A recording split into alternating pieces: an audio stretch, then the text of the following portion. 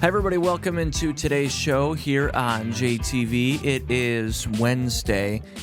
We were here, but we weren't here Monday, so it really feels like our only time actually with you this week. That's right. Do you know what you said? Today's Wednesday. You know what that also means? It's Hump Day. Hump Day.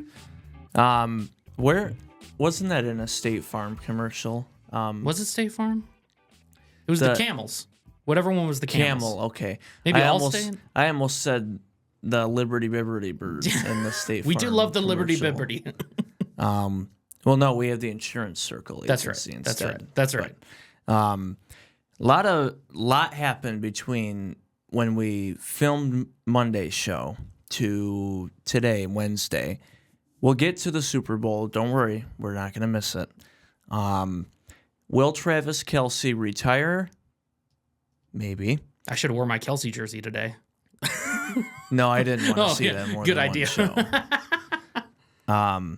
We'll also get to Braden Lape earning an MHSA Scholar Athlete of the Award. That's later in the show. We'll have highlights from our game last night, Tuesday, Columbia-Hanover.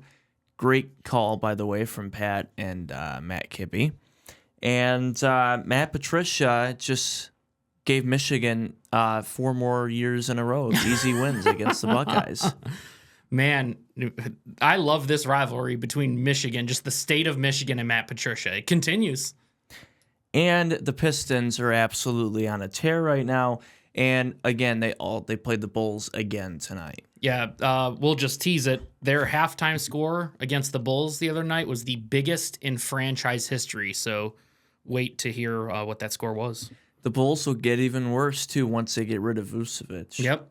So we will start here with high school hoops. In boys basketball, Lumen Christi will play for the Catholic League Championship on Saturday night, 7 o'clock, held at Detroit Mercy.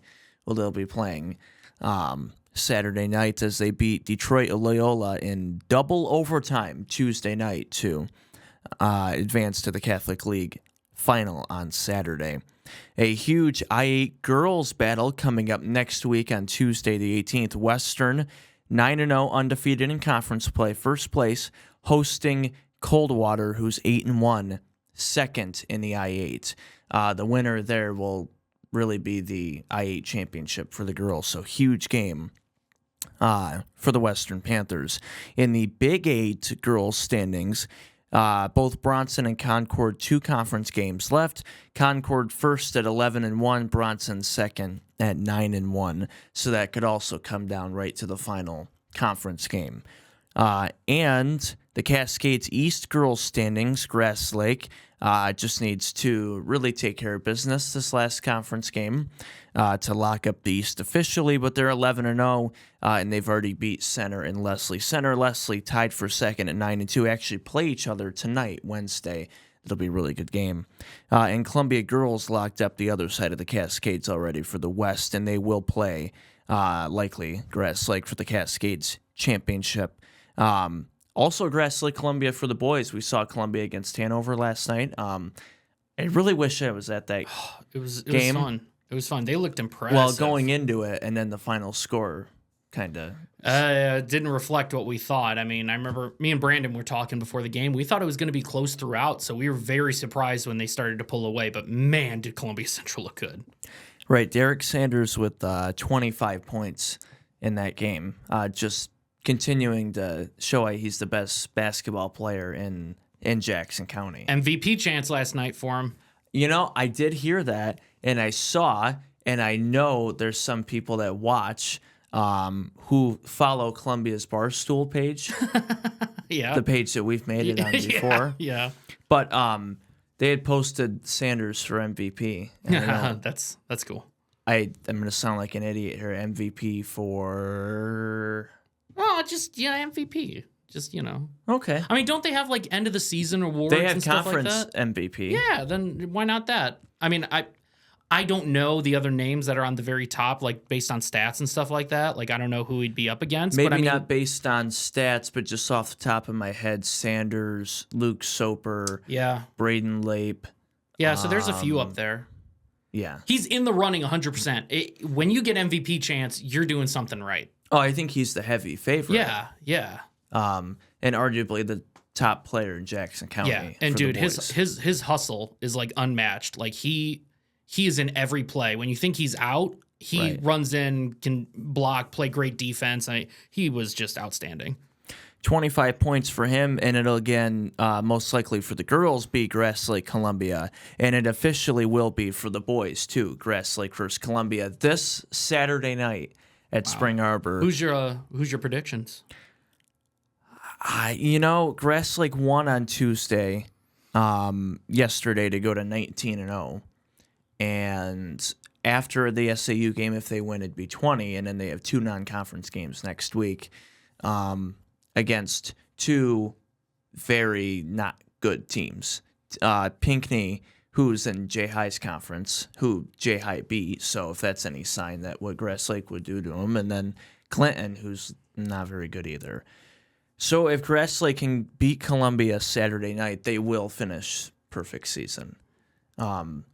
Because there's no way Clinton or Pinckney would beat them. I don't know. I feel like if there's one team that's going to beat them, it's Columbia. I know.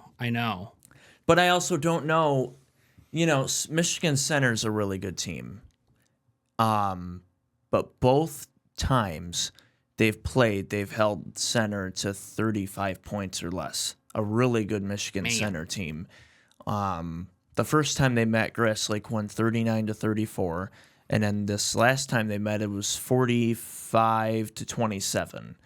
And they held Center's 3 best players to a combined single-digit points. Wow. So Grass Lake is one of those teams, and Coach Norris, when he was on our show, he talked about this, and he said it to us flock of reporters at that Center game. He's told us guys before, as far as scoring and our offensive numbers, we're not a very good team at all. And offensively, I mean, in a regular world, you're not going to win very many games, at least in this area, scoring 30 to 45 points a game. That's just not going to happen. Because most girls' teams even will score more than 45 points. But their defense and how physical they are limits them. So I think Columbia is going to have to somehow overcome that. And if they score more than if they get 50 points or more, Columbia will win. Because Grass Lake scored 43 against Center or 45 in their last game. But my prediction, just like most of their other games, a little bit close, good game, low scoring Grass Lake. So yeah, it's a toss up. It really is. Well, also because Pat even asked me about it on our last game we did together. He said, "I know you're rooting hard for Grass Lake." I said, "I mean, yeah, as an alumnus there, but and we're partial too because their head coach was on our show." So that right. makes us a little partial as well. But no, both teams are really good. It's a toss-up, honestly, but I'd have to go Grass Lake just because they've shown everybody that, they're not going to get beat. Sure, we might only score 35, 40 points, but our physicality and our defense will lock any team down. Yeah. So I think Grass Lake close. Nice.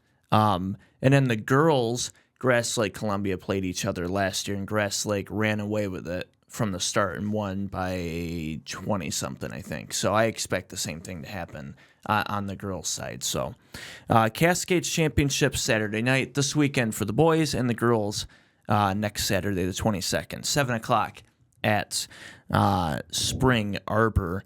And also regionals and districts kicking off for other sports this weekend. Saturday, most of our competitive cheer teams will be at Vandercook for cheer districts. And then wrestling regionals tonight, Wednesday, down to 2 teams, Western Division II at Harper Creek taking on Lowell, and Napoleon Division III is at Adrian Madison. So we've got wrestling regionals, we've got bowling regionals next week, we've got competitive cheer districts this weekend, basketball districts for the boys start in 2 weeks, girls the week after. So we're in the best time of the year right now for high school sports. And, of course, for free, not behind a paywall, our website, jtv.tv, has the daily scoreboard and stats and photos, and we're everywhere. So watch out for highlights and a coach interview post-game from the Cascades Conference Championship Saturday night. I will be there, and we'll have highlights and coach interview post-game on Monday's show. So looking forward to it. I'll have to keep you updated on that game. Yeah. I still don't know. I'm still thinking about that because Columbia is a really good team that can score 50, 60, 70 points. But I've said that about Center, too, or other teams in Leslie before, and Lumen. And then they go up against Grass Lake and they score 30. You know what I mean? And we watched Grass Lake against Napoleon. That was a really ugly game for both teams. Even for the girls' game, too, I know they still blew out Napoleon, but Grass Lake didn't look perfect right from the start in that game either. But it's about how you finish, right? Oh, right, of course. Right. You can start off pretty bad. You can have bad first halves, but if you can just continue to play good defense and finish the game, then you're going to end the season undefeated. Right. So I think if they beat Columbia, then they will get the 22-0. And it's crazy to think, because I think I mentioned this on the last show too, that 2010 or 11 season where they went 0-20. To go winless to potentially undefeated. Just a decade later, almost, to now be 22-0. And they only played 20 games then, and now they do 22. So we, and in a couple weeks, when we have Coach Trope on from Lumen, more details at a later date, I want to ask him about when they expanded it from 20 to 22 games, because a lot of teams play over the holiday break now, and right after Thanksgiving, pretty early in the year, and the shot clock too. A podcast that he used to co-host a while back. That was a big discussion on there. So a lot to get to with him in a few weeks, and a lot to get to still on today's show. When we come back, speaking of Columbia, they took on Hanover Horton on Tuesday night with POD and Matt Kibbe on the call. So we will have highlights from that coming up in a couple of minutes, plus the Eagles just dominating the Chiefs. The final score only being an 18-point game. It was not an 18-point game. A beatdown. It was 34-0 or 6 at one point. Yeah. I have an interesting stat that, if you haven't heard it, might blow your mind about the offensive line against the defensive line of the Eagles. I have not heard that. You'll love it, so stay tuned for that. Well, we will get to that. Travis Kelce, is he going to retire? I hope not. I feel like that jersey brought them bad luck that I wore the other day. Well, we'll blame it on Adam. So we'll have more on that and Eagles and Comets highlights when we come back.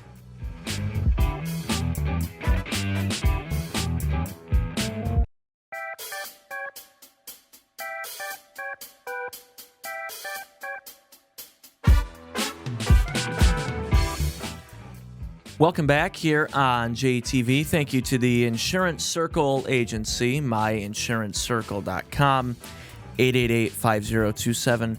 Oh, and thank you to Pataki Orthodontics. A great smile is always in style. Grass Lake, Hillsdale, Coldwater, PatakiOrtho.com.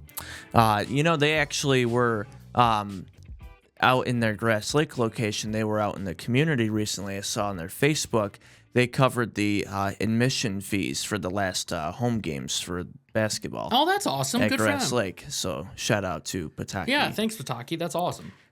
So thank you to them. Thank you to the Circle. Columbia, Hanover, Tuesday night. Coming in, Columbia had already locked up the Cascades West. Still a big rivalry. Still expected it to be a really close game. And I watched most of the second half. I had other work obligations Tuesday night, unfortunately. But I watched most of the second half, and watching the halftime show, I was actually here watching it from the master control view back here of the game. But Nice.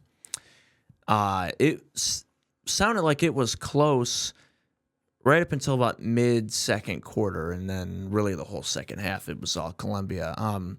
Since I wasn't there, any brief cliff notes, any nuggets, any takeaways? The Nuggets. It was kind of what I said earlier. It was just that they started off close, and we thought going in this was going to be a relatively close game, but they just played such good defense, limited the turnovers. Hanover turned over the ball way too much. So, but yeah, they just capitalized on mistakes, and boy, did they look good by the end of that game.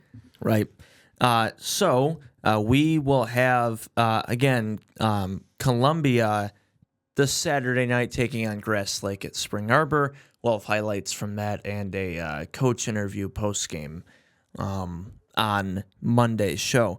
But if you missed Columbia Hanover from Tuesday night, here are a few highlights from JTV Sports. Well, here we go. We're off on JTV Sports, the Comets and the Golden Eagles in a Cascade Conference West matchup. Played so well, he has not moved away. Ballas gave it over, 3 ball, good to start for Soper. There's Soper. Has to get around him, and goes up with the left. That's easy. He's got 5. How do you cover him, Matt? We've seen it so far. He stepped out deep. Only score in this game. Columbia Central trying to answer. Rebound stays down low with Gordon. He puts it back up. He's got 2 first points. Very impressive down in the post. Into the corner. 3 ball up. 3 ball good for Bialy. They're still trailing technically. Another one for Bialy. He goes up, lays it in off the glass. Can't ask for much more. What's called? Called a travel because he rolled on the floor with possession of the ball. Open 3. Monroe, good. That was big. Hit by Monroe. Here's a steal. Active hands for Dill. He goes up with the right and it will fall. It's just about 25% from beyond the arc. Sanders with it, goes to his right, and that's an easy one for 24. His first point. For sure, for Hanover. Into the middle with Gordon. He'll go up, another easy lay, and he's got 6. They're up. It will be for Columbia Central. They'll try and get it into the hands of their leading scorer, Sanders. Instead, it will just be a give and go for David Monroe. Wow.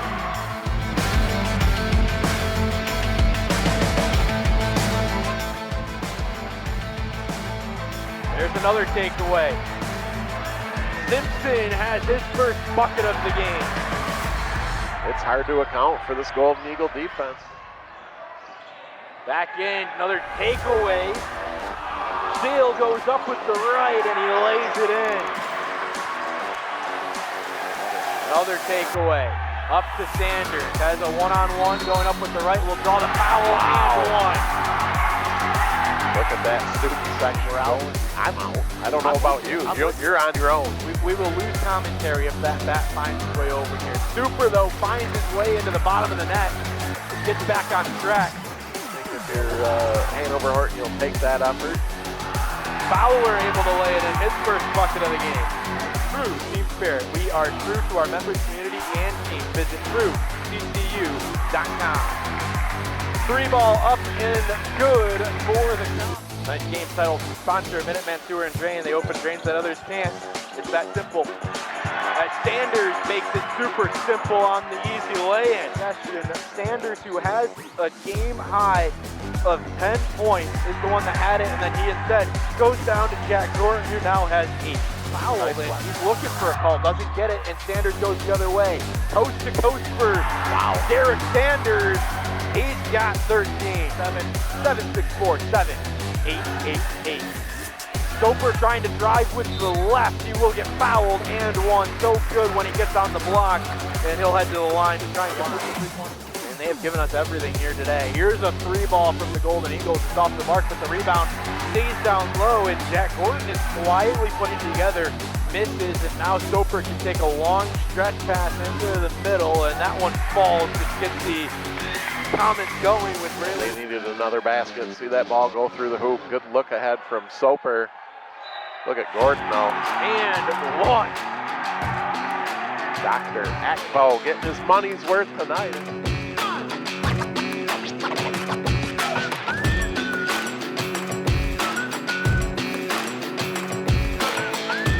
By the Golden Eagle. Shell Nice look. gives it off, and then an easy lay-in for David Monroe. Drew the attention of. Three ball from Sanders. Uh-oh. Good. Uh-oh.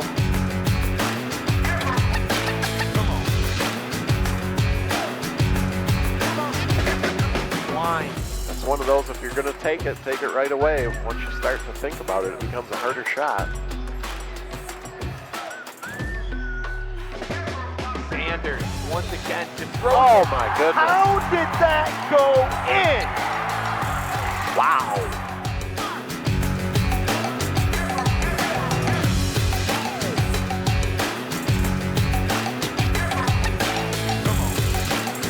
Take a little bit. No, you won't. I thought they'd take a little bit more time on each offensive possession, but Sheila has different ideas. Well, Shields trying to get to double figures. Up against Michigan Center in the Cascade crossover. Sanders, you have got to be kidding me. How did that go in? David Barker up there. Columbia Central pulls away a 20-point victory for the Golden Eagles. 66-46. The final score, and we will step aside for a moment before we come back for the Trip Collision post-game show on JTV Sports.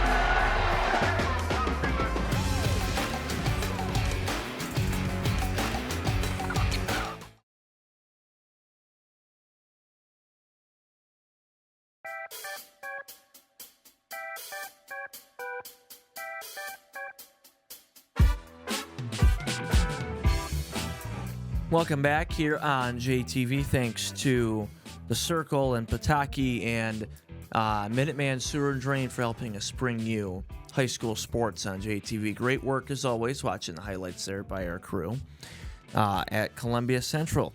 Super Bowl, of course, didn't really talk about it Monday because, as we mentioned on Monday, we filmed it prior, but the Eagles dominating the Chiefs, getting their revenge from 2 years ago, 40-22.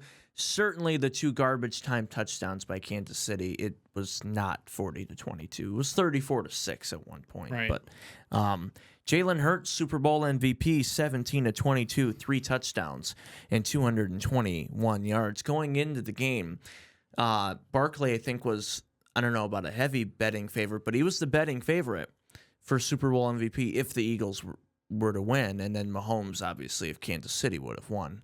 I didn't expect Barkley to have 54 rushing yards and no touchdowns in that game. Honestly, I thought they were going to run with the same formula, but knowing you're going up against Kansas City, you were going to have to do something different.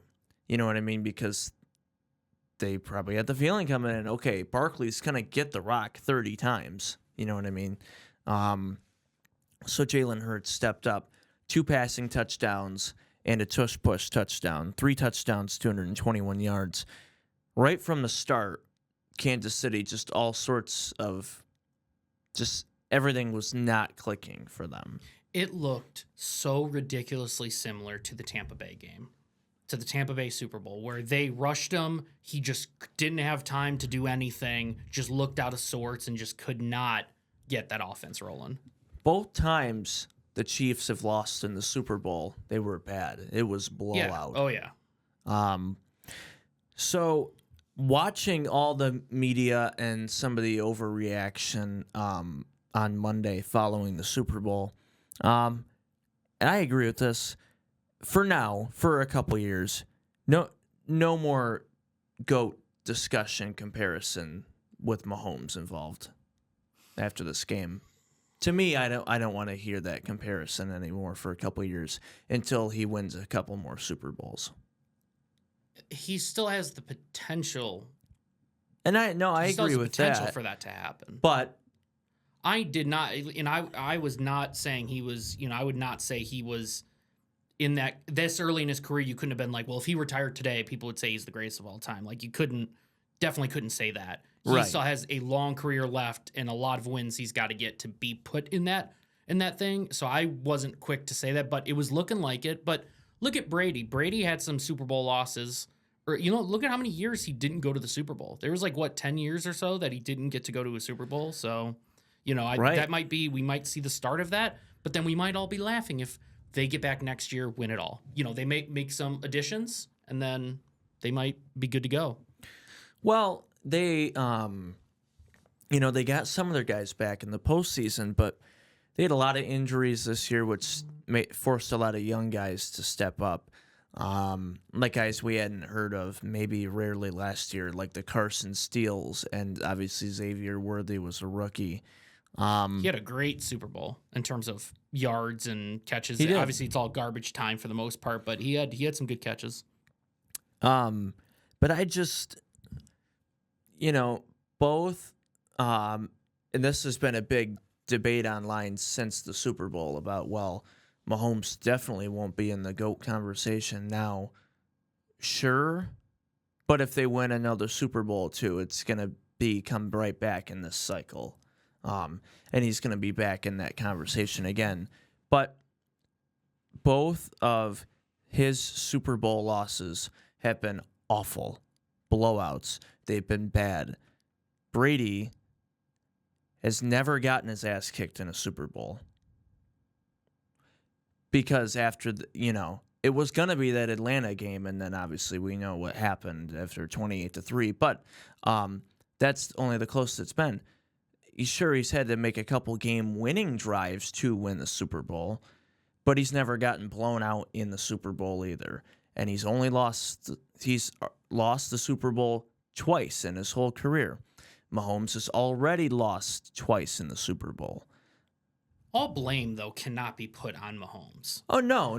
Sure, No. did he make mistakes? Did he throw some picks where he shouldn't That's have? just Yes. a big takeaway headline Right. from the game. But no, Right. it's not all on. Travis Kelce was nowhere to be found in this game. I mean, yeah, and I think some of that could have been that you put the pressure on Mahomes like you did, and he just could not develop enough time to throw it to Kelce. I would have to go back and watch some of that stuff, but I just think that line was played so poorly that Mahomes just didn't have an opportunity. It was the same thing with that Tampa Bay game as we talked about earlier. There were moments in that Tampa Bay game towards the end where he was scrambling for his life, and it's just like, oh my gosh, I feel so bad because it's just not on him. There were several drives where first down, no gain or a loss on a run. Second down, he gets sacked. Third down, he gets sacked. Then they have to punt on fourth down. That happened several times. I felt like almost per quarter. I just, coming into the game, it was either going to be Kansas City close or blowout, or Philly would have to dominate, which they ended up doing. But Philly was not going to win in a close, nail-biting game. That's what I had mentioned before the Super Bowl, and the Eagles did what I was saying, and they dominated. They weren't going to win in a close game with Kansas City. Just because Kansas City had won, 9 one-score games this year? Wow. 10, however many it ended up being. That run of 7-8 weeks in a row where it was one-score games. Really, if you think about, sure, this could be applied for any team if they were in this situation, but if 4 or 3 of those 9 one-score games would have went the other way, I mean, they wouldn't have even, Buffalo would have been in the Super Bowl then. They beat Carolina by 3. Kansas City did. They beat the Panthers by 3. They only beat the Chargers to win the division on the doink field goal. Yep. They blocked Denver's field goal.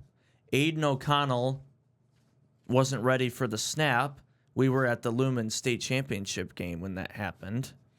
And a bad pass interference in that Cincinnati game. Bad call. 5 right there alone. And that they would have been down. They would have had to go on the road throughout the playoffs And Baltimore or Buffalo, I think, would have been in the Super Bowl had that would have happened. So it's not all luck for Kansas City, because, again, they finished, 15-2 in the regular season, I think? They would have been 10 and one of those games 7. was without starters because it was the final game against Denver. All right, that too. Right.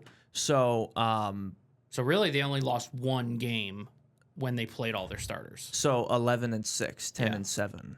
Had those 5 I mentioned would have went the other way, but way too early.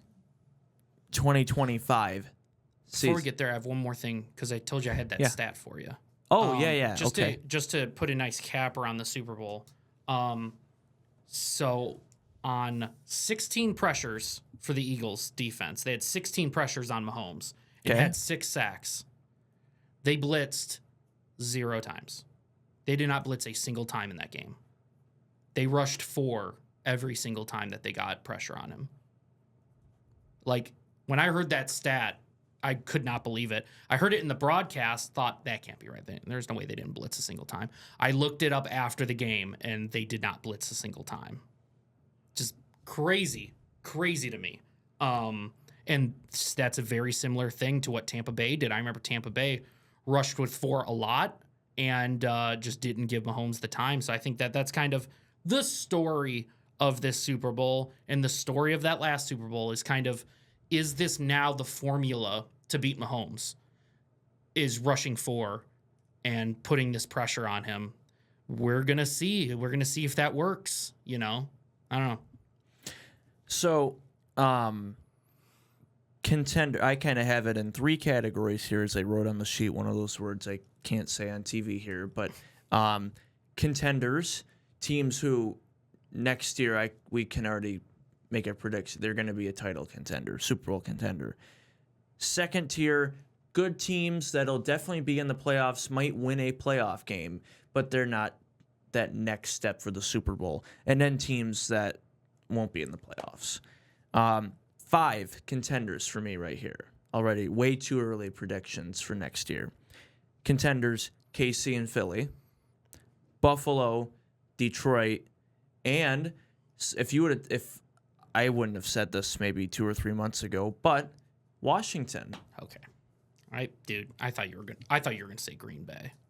No. Okay. No. I thought you were. Good teams that will get in the playoffs, maybe win a playoff game. Green Bay, Baltimore, the 2 top ones. Denver.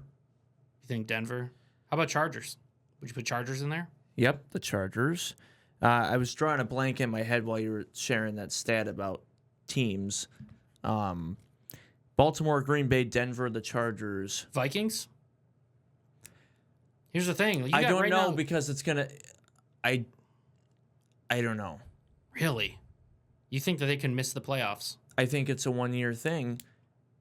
One, you're going to have JJ, who I know he's a rookie this year, but he was hurt. Essentially a rookie quarterback, JJ, next year. Because I don't think they're going to keep Sam Darnold. And they've already said they're not going to pay him a bag. Yeah. So... What if JJ's the man? Well, Daniel Jones is going to be quarterback too. If it hits the fan with JJ, that's bad news for them, meaning Daniel Jones is next up. Right. That's not good. Boo. So I'm not going to put Minnesota in the playoffs. Wow. I think they're borderline playoffs. This might shock you, but because the division they're in is not good, other than Tampa for playoffs. I was about to say Tampa, yep. But besides them, the Carolina Panthers. Oh, what are you doing? The Panthers? I can't wait to look back on this. Look how they ended the year last year. Dude. Bryce Young got his second chance. I said borderline may make the playoffs. Yeah. But they are going to be better than they were last year. And the way they ended this last season, look, they almost beat Kansas City, too. Imagine if they would have beat Kansas City. have been hilarious. Dude, I don't know about Carolina. I would have to think. Let's talk about AFC East real quick, or NFC East rather. Philly's gonna win. Philly, obviously, they're the favorites to win, with a very close being Washington favorites to win the division. But then after that, do the Cowboys hit? Are the Cowboys? No. Well, wait. Are the Cowboys a 500 team? Will they at least be 500? Or could it be? Is it going to be worse than that? I think they'll be 500. Think they'll be right at 500 with a brand new head coach? Yep. I would say and then that the Giants are gonna suck. Yeah. That's probably where I would put the Cowboys. Would probably be at 500 over under kind of thing. I would put Carolina and Dallas in the same kind of category. Where they might make the playoffs. They'll be better than last year. They may or may not make the playoffs. Man. I would say Carolina and Dallas are in that same weird spot. I'm just not sold on Carolina, man. And Minnesota with those two as well. Yeah. I'm just not sold on Carolina. Well, and then let's look at the AFC East. What's going to go on with the Jets? I don't know if you heard the story, but I guess Aaron Glenn said that if Aaron Rodgers wants to be, this is a report, so I don't know if this is true or not, but if he wants to be playing for the Jets next year, he can't be on Pat McAfee show, which is very interesting. But we don't know. He might be the quarterback of that team. He might not. So that team is up in the air.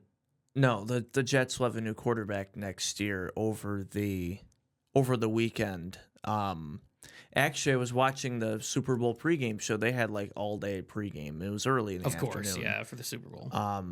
Jay Glazer had reported live, breaking news. The Jets, not Aaron told the Jets told Aaron Rodgers, we're moving on. We're done. Really? I didn't know that was official. Yes. Wow. So Aaron Rodgers said he wants to play one more year. So he will play, not for the Jets next year, for 1 year. I don't know what team he goes to. I just don't know what team. The Vikings have popped up in some people's circles. Right now, it's almost like they have too many quarterbacks. They could do Sam Darnold, but then they could also have, they have young JJ. I feel like throwing one more Daniel in there. Jones, and then, Aaron Rodgers. It's just too many cooks in the kitchen. I don't know where. Right. I don't know what team. No, I don't think he goes to the Vikings. Well, let's see. Go by division. Let's start AFC North. Steelers, no, they have two. Bengals, no. Browns, I don't think he'd go to the Browns, but I don't see them keeping Deshaun Watson and Jameis for a while. Baltimore, no. AFC South, Colts, Flacco who's old, but Richardson. Jacksonville, Trevor Lawrence. Tennessee, Levis, Rudolph. It's possible Tennessee, but I don't see him going to that market. I see him and going then Texans have Stroud. AFC East, Drake May, Josh Allen, the Jets. And then Miami, too. So far, of all these teams, the team that makes the most sense for him to go to would be the New York Jets. Isn't that weird? To me. Yeah, or the Titans. Or the Titans. But again, I don't know, that market doesn't seem like NFC, you have Love, Goff. The whole North is messed up, in my opinion. Vikings have multiple. He would never play for the Bears. South, you have Penix, Cousins. Derek Carr, Spencer Rattler for the Saints, as bad as that sounds. He could do the Saints. I could see the Saints. Yep. Also in the South, let's see. We have the Falcons. We have the Saints. He ain't going to Panthers, Bryce Young, and Tampa Baker. East, Cowboys, Prescott. Philly, Hurts. Washington has Jaden Daniels. And then the Giants. You know what? It might sound weird, but him to the Giants is not out of question. As weird as that sounds. Yeah, but what would they do then with the number one pick? You trade and get assets at this point. Why would you trade the number? To me, why would you trade the number one pick? If somebody offered you 3 first-round picks for your number one, say they're picking third, so you drop back 2 spots. You drop back 2 spots, and then you get 3 years of first-round picks on top of that. Let's say the Giants get Aaron Rodgers. Let's drop him on the Giants right now, and they have the number one pick. No, I wouldn't trade it because then I can get Travis Hunter number 1 to go with Aaron Rodgers. Sure, it's a 1-year thing, but sure, I can get Travis Hunter with Aaron Rodgers with Malik Neighbors. Yeah. 2 young, good pieces around Aaron Rodgers. Yeah, but you only have 1 year. It's not like you're gonna. It's not like you. He have didn't to be say for sure 1 year. It could be more than one, Okay, but at least 1 year. Okay, because I was gonna say like because when you're gonna get him, it has to transform your team into a win now type team. You can't. You got to start getting getting players. And then the NFC adding. West, you have Stafford, Kyler Murray. Stafford, I hear, looks like he might be shipping. They might be shipping him. Yeah, and Kupp is going to be traded. Yep. And Devontae is going to be likely coming back to Green Bay. Fingers crossed. Who's the quarterback in Vegas? O'Connell or Gardner Minshew? Bingo, bango. I think he'll go to Vegas. He seems like the guy that would like to go to Vegas and be a Raider. I don't know why, but it just seems like that. Devontae's there. If they choose to like re-sign him. Devontae plays for the Jets. Oh yeah, that's right. I forgot he's a Jet now. He goes back to Vegas. He goes back to Vegas. No. Yes. No, he's gonna coming back to Green Bay. I don't see him going back to Green Bay. Really? In the next week or two. You serious? Yeah, I think so. And Love with Devontae and Josh Jacobs. And, man, I tell you what, man. Hey, the North isn't easy. The North ain't easy for the Lions. North ain't easy. But no, and in the NFC West, I was just going to say, who knows about Seattle? How long or how much longer are they going to have Geno Smith? There was a rumor, remember, I brought it up a while ago, the Seahawks are going to trade for JJ because they have Sam Darnold and now Daniel Jones. They JJ to Seattle for draft picks. Because Geno Smith, they can't ask much more of him down next year and beyond because he's old. Geno Smith. And their backup is Sam Howell, who has started before, but it was awful with Washington. So, Kyler Murray, and then the other NFC West team, San Francisco, Brock Purdy. We might with Aaron Rodgers. It could be a Bill Belichick situation. I think we could get into. We might be still having this discussion going into the draft. In my opinion, is like it could be. We could be having our discussion right before the draft, and we could be like, yeah, but like, is Aaron Rodgers going to go somewhere? Because that's going to interrupt who drafts a quarterback. I think that's still going to happen. Do you think Belichick doesn't end up coaching this year in North Carolina, depending on where Rodgers goes? Belichick. I don't think that has anything to. I think. Okay. Does he find an NFL job? Period. He'll go to any. I think if any of the 32 teams ask him to coach, he'll coach. Except for New England. I think if any of those ones, but at this point, we're getting to the point where why are you hiring a head coach this late? Like if we're in 2 months later, he's going to sign that contract with North Carolina, or at least because he's got to start recruiting and doing all that stuff for them. So I think give it maybe a month and a half, and we'll know for sure if he's gonna coach. Also, another player that might be retiring, Travis Kelce. Yeah, man. He said on the podcast with Jason, but he said it'll take some time before making a decision on whether or not it would be next year would be year 13 for him. For tight end, historically, great tight ends haven't played for a long time. Gronk didn't really play for a long time. Yeah, he was hurt all the time. Tony Gonzalez didn't play for a long time. I don't think. I think he did, but we'd have to look at that. Well, he played for a lot of teams. If you're counting old garbage years. I'm counting like when he was a Falcon. Okay. But he wasn't like exceptional at that point. He was still good. He could still play. He said on New Heights, I know everybody wants to know whether I'm playing next year. Right now, he's basically kicking the can down the road. He's not going to make any decision right now. I've been fortunate over the past 5-6 years. He's played more football games than any other tight end, really, because they keep going to the Super Bowl and AFC championships. That's extra games, he said, on the wear and tear for his body. And that's a lot of time spent deeper and deeper into the year. And You know what I mean? So I just don't. If he were to hang it up right now, if he were to hang it up before we go to break here, would he be the greatest tight end of all time if he hung it up right now? I think he is. I think he is. I think he is it because for sure, or is it debatable where we have a discussion, Kelsey, Gronk, Gonzalez? Because it's one of those I think three. almost every position is debatable. That's the beauty of sports. I think almost every position is debatable. Well, I think you could even. What are you gonna say, quarterback? There's a lot of people, a lot of old heads would tell you like, yeah, but you didn't watch Broadway, or you didn't watch Joe Montana, man. So real quick, speaking of Joe Montana, first take on Monday, they were the ones who originally brought up no more GOAT talk right now with Mahomes. Stephen A. actually said because Mahomes is no longer right now in that discussion, why not bring Joe Montana into the discussion? You can't. Oh gosh. No, I don't see why not. I don't.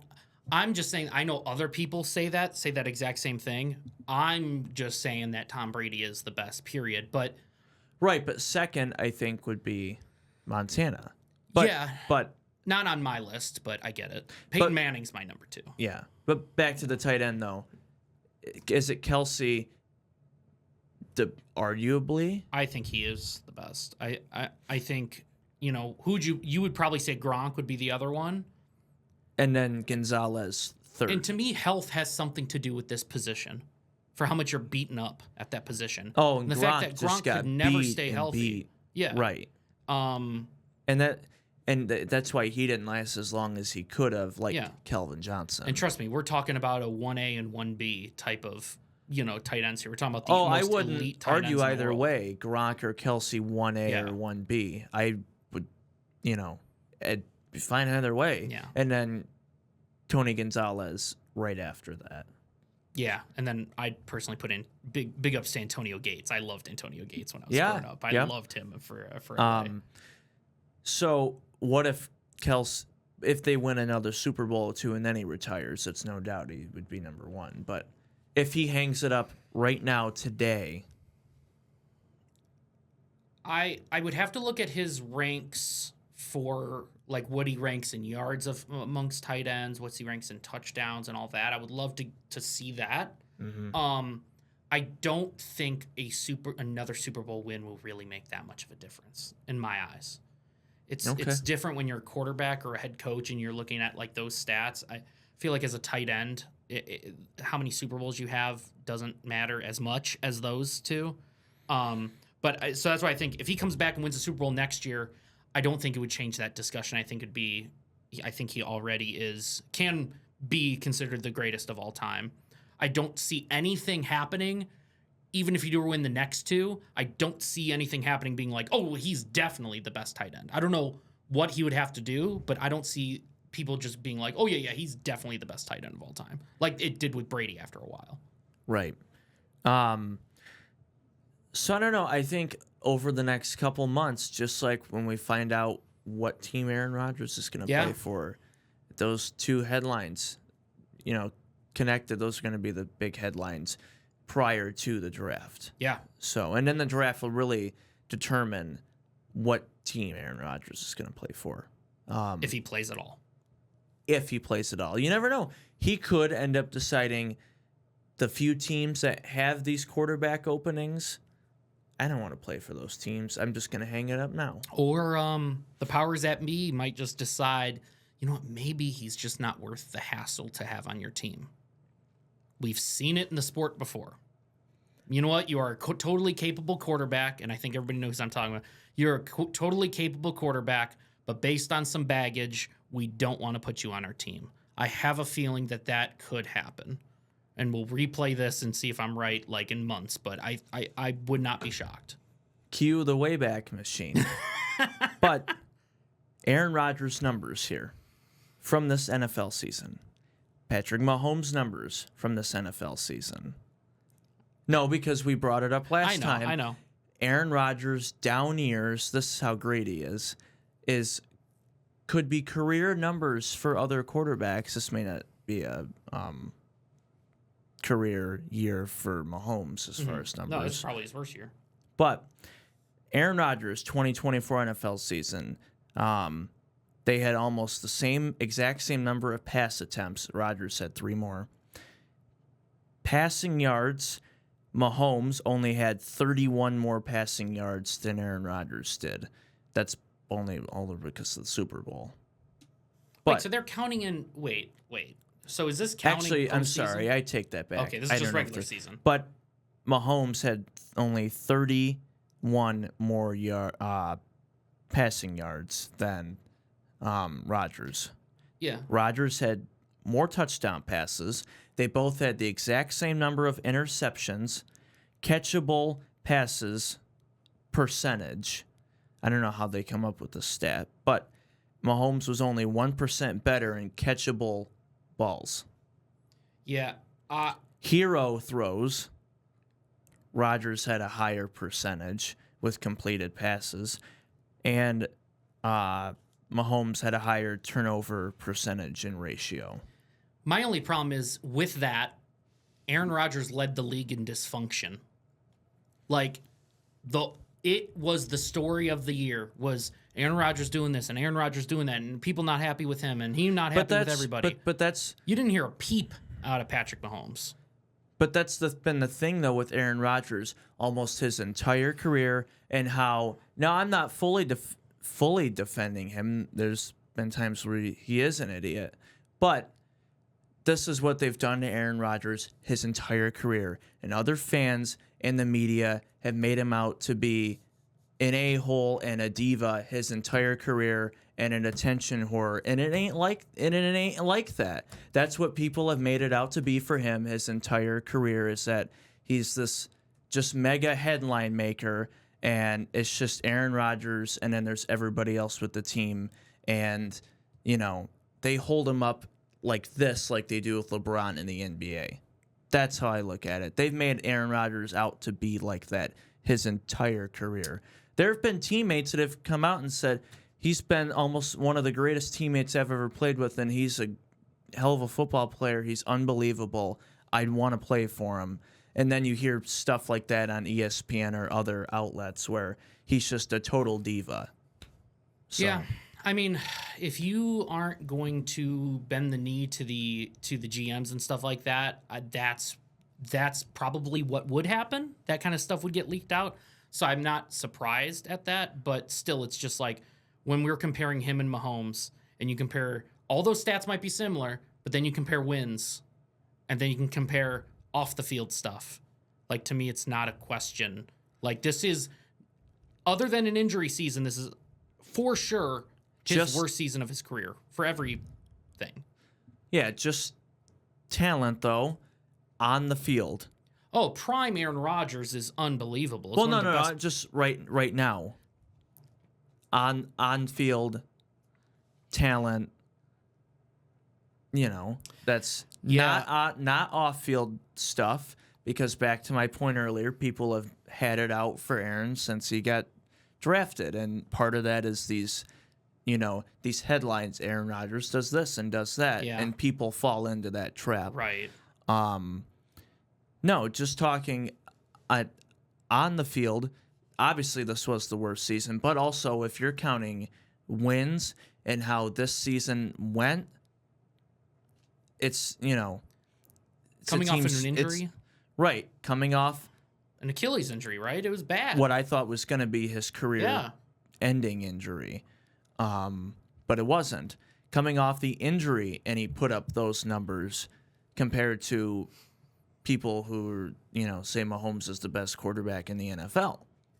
So that's where I sit with that. Not off-field stuff at all. It's a team sport though. So if we're gonna count wins and stuff into it, then end the discussion. The wins have. The wins are just for the Jets. They just couldn't fully get it all together this year. Why that happened, I'm not really sure, because you have Aaron Rodgers, who still is putting up great numbers. Devontae Adams, Sauce Gardner, Quinnen Williams, Breece Hall, Garrett Wilson. Numbers can be deceiving, though. I think if we went back and looked at all of this at a game-by-game basis, I think those numbers would look a lot different, or like at least like our perception of those numbers. So like, I think a lot of those games they were not in. They were not in there at the end. So they're bombing the ball down the field. He's completing these big passes, and great, they scored a crazy good touchdown, but they're down by 24. You know, like I would have to go back. I'm speaking without 100% knowing, but I'm just saying if we tried to figure out why this happened, it could be that. It could be that they were down a lot, so he's thrown a lot towards the end. I never felt during this season, towards the beginning, remember, I wouldn't give up hope. I'm like, they might be able to turn this around. But then there was a certain point where I was just like, all right, I'm officially off that train. Like, they're not going to be able to do this. Right. And a lot of it was the way their offense looked. They just could not get anything going. And when you have all this money into your offense and they weren't looking good, and I blame part the offensive line and, you know, maybe coaching. I don't know. The most important part of the football team is the line. Without a doubt. We saw that on Sunday.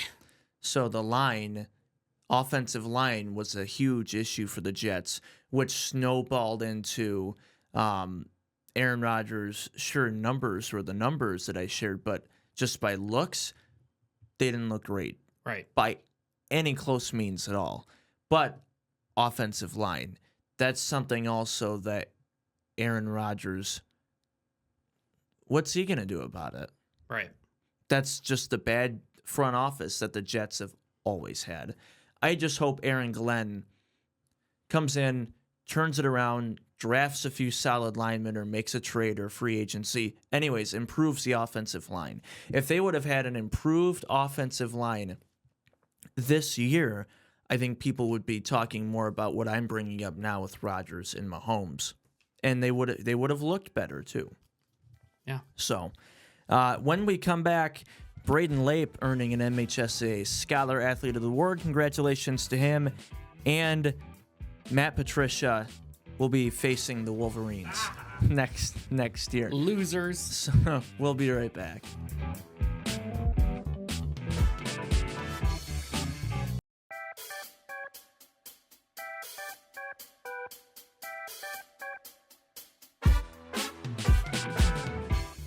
Welcome back here on JTV. Thank you to the Insurance Circle Agency. So we'll find out. I think we went a lot longer than we were probably supposed to. But no, I just don't. And this is also coming from a Packers fan. Obviously, Rodgers played for the Packers, but just people that try to make out Aaron Rodgers for who he actually isn't, like who he really is and who people portray him to be.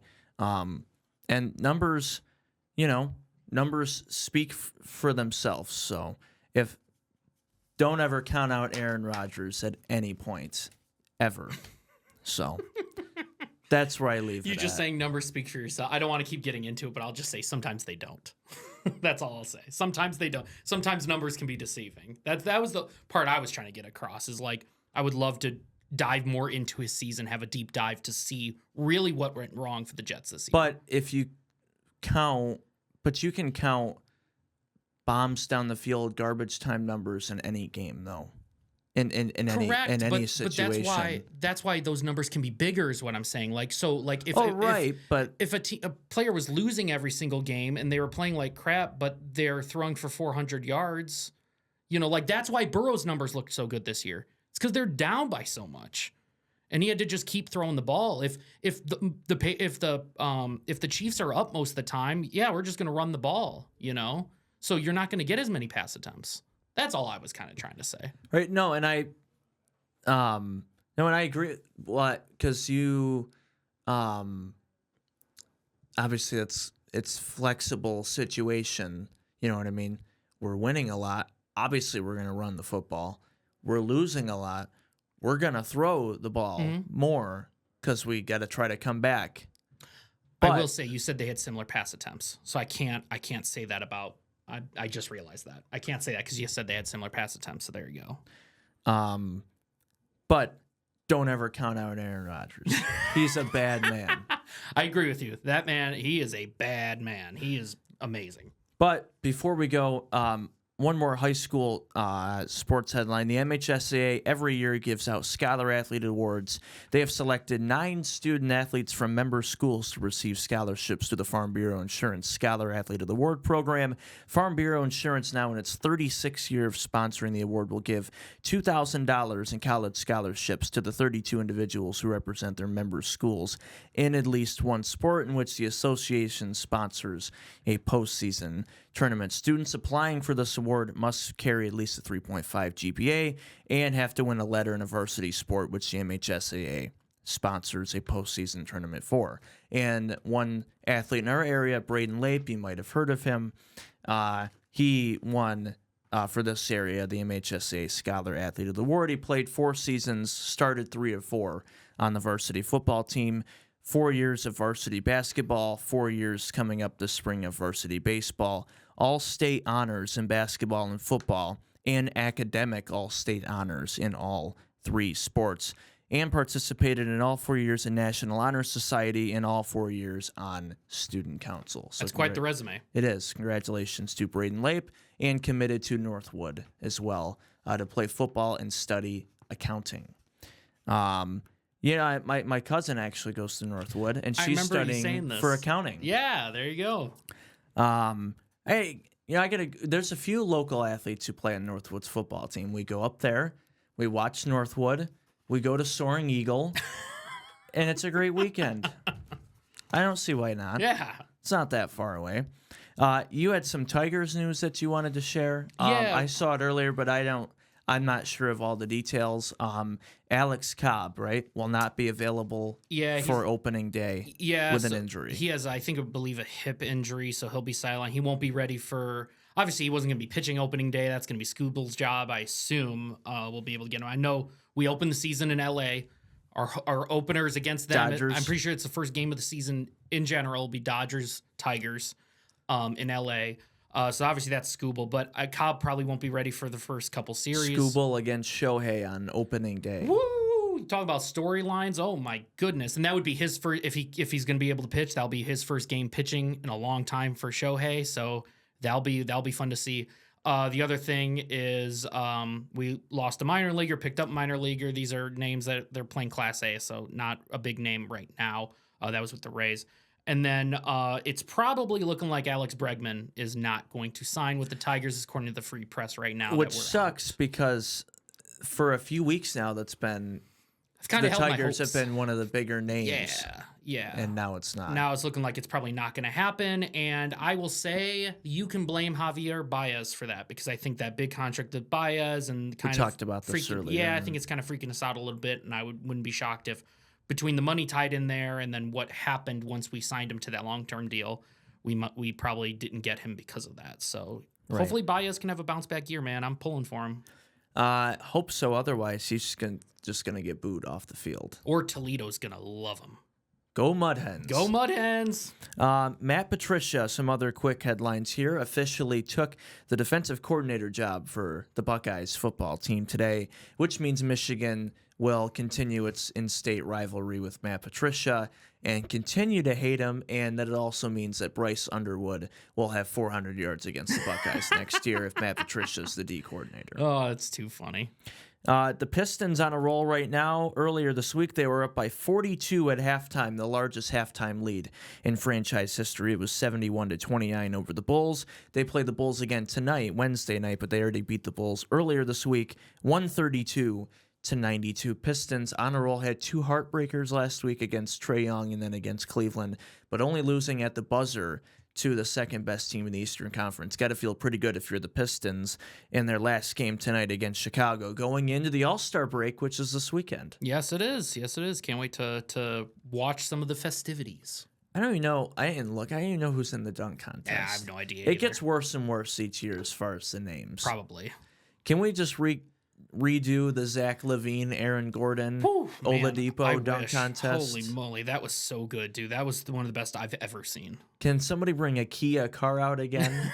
No one jumps over the Kia. Not again. Yeah. I don't want to see you in a Kia. No, that was bad. But no, All-Stars this weekend. Friday night, we will be at Jackson High as they take on Tecumseh. You can also check out our weekend broadcast schedule too. Right here, we'll have the Northwest game from last week. We'll have Columbia, Hanover, and Tecumseh J High this weekend on JTV. And subscribe to JTV Sports to your favorite school or JC or Spring Arbor for free. We packed a lot in there. Yeah, we did. We definitely went over. We had a lot to catch up on. We did. So we definitely went over, but that's fine. We'll find a way. That's okay. Thanks for watching online, on TV. Thanks for listening wherever you get your podcasts. And we will talk to you next week on Monday.